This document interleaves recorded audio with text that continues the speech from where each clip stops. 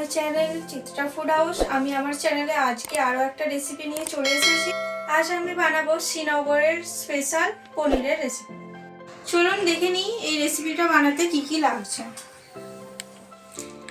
এখানে আমি একটা ক্যাপসিকাম একদম ছোট ছোট কুচি করে নিয়েছি।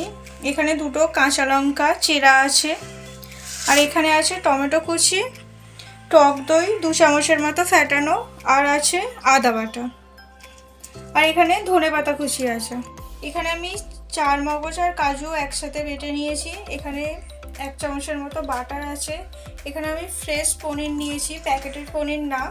আর এখানে ঘি আছে, আর আমি এটা রাইস ব্র্যান্ড অয়েলে করছি। আপনারা সাদা তেলেও করতে পারেন, কিন্তু সর্ষের তেল ব্যবহার করবেন না। আর এখানে আছে 1 চামচ নুন, 1 চামচ লঙ্কা গুঁড়ো ছোটো চামচের, হলুদ গুঁড়ো, কাশ্মীরি মির্চ, আর অল্প পরিমাণ চিনি।